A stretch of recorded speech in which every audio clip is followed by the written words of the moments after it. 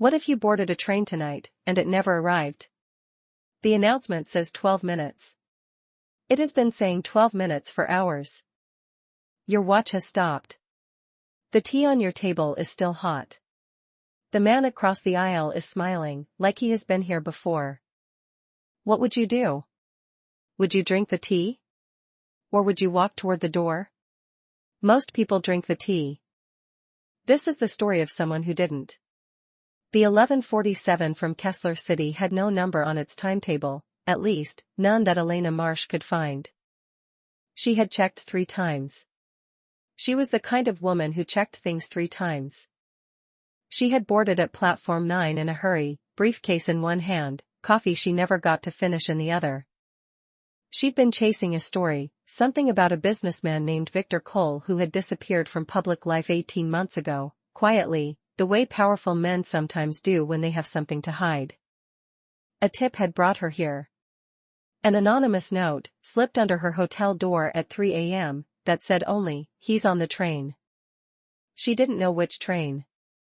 But the 11:47 was the only one leaving that night, and a journalist who ignores a 3 a.m. note is barely a journalist at all. The passenger car was elegant in the way old things sometimes are, dark wood paneling, velvet seats the color of midnight, brass fixtures that caught the light and threw it back in narrow gold lines. It should have been beautiful. Somehow it wasn't.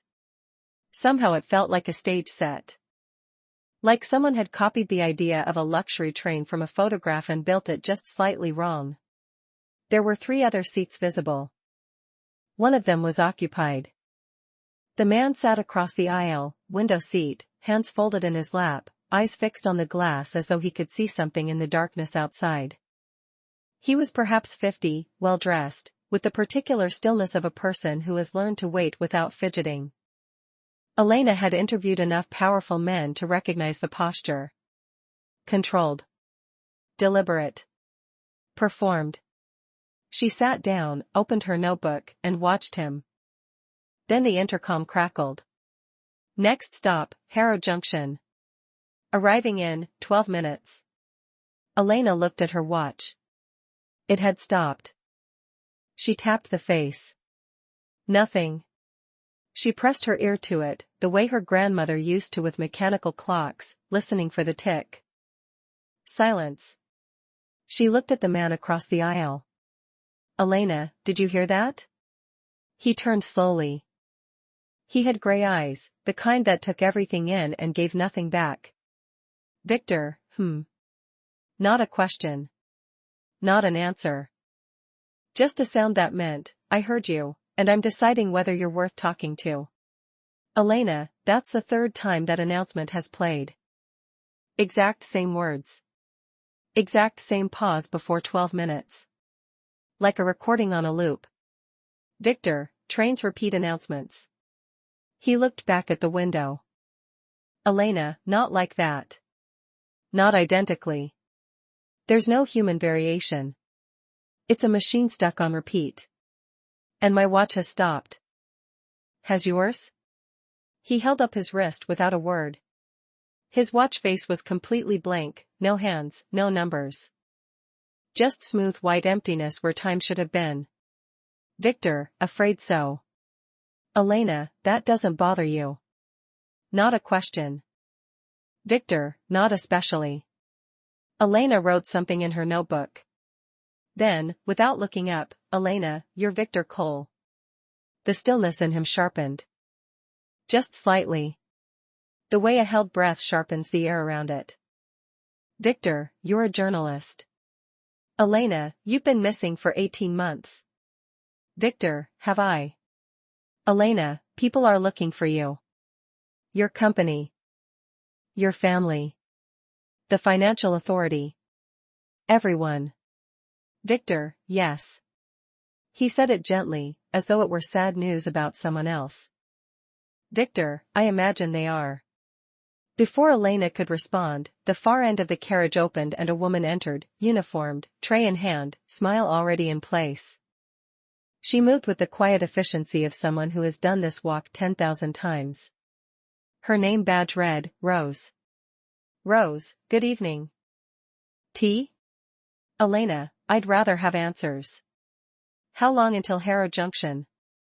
Rose, about 12 minutes. She set down a cup, already poured, already steaming. Elena, that's what the announcement said. 40 minutes ago. A pause. Tiny, careful, the pause of someone who has been asked this before. Rose, signal delays. Nothing to worry about. Drink your tea, Miss Marsh, it helps with the transition. She walked away before Elena could speak. Back the way she came. Into the dark end of the car. Elena stared at the tea. Still steaming. That was wrong. It had been sitting for at least 2 minutes. Heat doesn't work that way, unless the heat was coming from somewhere inside the cup rather than slowly leaving it.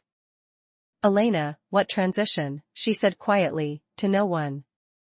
Victor answered anyway. Victor, she won't tell you. Not directly. Elena, you know her. Victor, I know this train. The silence between them was not uncomfortable. It was the silence of two people calculating. Elena, you've been on this train before. Victor, many times. Elena, many times, and you never reach Harrow Junction. Victor, some people reach it. Others don't. Elena, what determines which? Victor looked at the tea on her tray table. Then at her. His gray eyes were steady and entirely without comfort. Victor, the tea. The word landed in Elena's chest like a stone in still water. She looked at the cup again. Beautiful porcelain. Chamomile, maybe, something golden and warm. The steam still rising in a perfectly even curl, as though obeying different physics than the rest of the world. Elena, if you drink the tea, you don't reach the station. Victor, if you drink the tea, you don't notice that you're not reaching it. There's a difference. Elena, have you drunk it? A long silence. He looked at his blank watch the way men sometimes look at old photographs, with recognition, and with loss. Victor, in the beginning. Elena, how long have you been on this train, Victor? Outside the window, the darkness pressed against the glass like something breathing. Victor, my company had debts. The kind you don't make public. I thought if I disappeared for a while, stepped off the board, off the radar, things might resolve themselves. Elena, and the train? Victor, the train was just a train. I thought. I sat down, someone brought tea, and I drank it because I was tired and frightened and it seemed like the kind, ordinary thing to do. He smiled.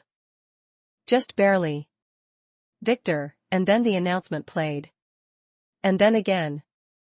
And eventually I stopped counting. Elena, how do I get off? Victor, you already know. Elena, don't be cryptic. Tell me. Victor, you decide to. That's all. You walk to the front of the car when the announcement plays and you say, out loud, that you're getting off. And then you get off. Elena, that's it? Victor, most people can't do it. They wait for permission. For proof. For someone to hold their hand. The train knows that. It's patient. The lights flickered, hard, a gasping darkness. When they returned, Rose was standing at the front of the car. No tray. Just her, and behind her, a door glowing with pale golden light around its edges. Rose, we are approaching Harrow Junction. Passengers who wish to disembark should make their way forward. Elena stood. Grabbed her notebook. Looked at Victor. Elena, come with me. Something moved through his face. Hope and grief, tangled together. Victor, I'm not sure I can anymore. I've been on this train a very long time. I think I may have become part of it. Elena, that's not true. Victor, go. Before the announcement resets. She started walking. Counting her steps, 1, 2, 3, the way she counted announcement loops, the way she counted anything that mattered. She stopped. Turned. Elena, Victor. What's your real name? Not the company name. Your actual name. A long pause. The train clattered on beneath them. Victor, James. He said it like someone remembering a word in a language they thought they'd forgotten. Victor, my name is James. Elena, James. She said it back, firmly, like an anchor. Elena, you can get off this train.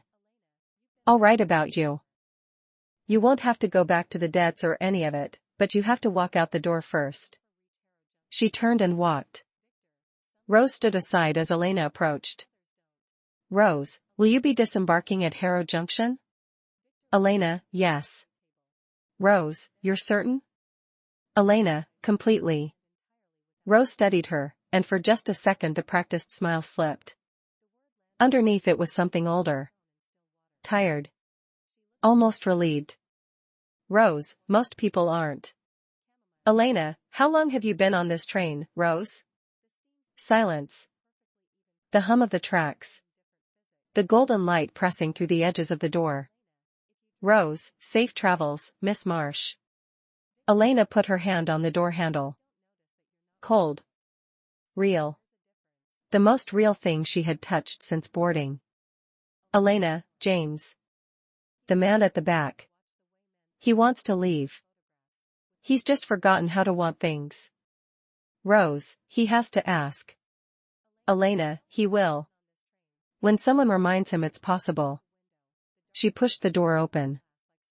Light came through, not the thin fluorescent flicker of the carriage, but real light. Morning light. Golden wide and smelling faintly of rain on grass. The sound of the tracks dissolved into birdsong. Into wind. Into the world. Elena Marsh stepped through the door.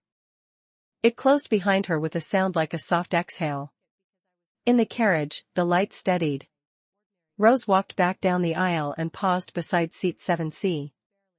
She set something on the tray table. Not tea. A pen. And a blank piece of paper. Rose, you can write it down, if it's easier. What you want. Where you want to go. Very quietly. James looked at the paper for a long time. The train clattered on, patient and endless, the way it always waited. Then, slowly, he picked up the pen. The lights stopped flickering. The intercom crackled. Next stop, Harrow Junction. Arriving in 12 minutes. But this time, James was already standing. The train is still out there. Somewhere between departure and arrival. Somewhere between who you were and who you're afraid to become. The announcement is playing right now. The question is, will you drink the tea? Or will you walk toward the door? The choice, as always, is yours.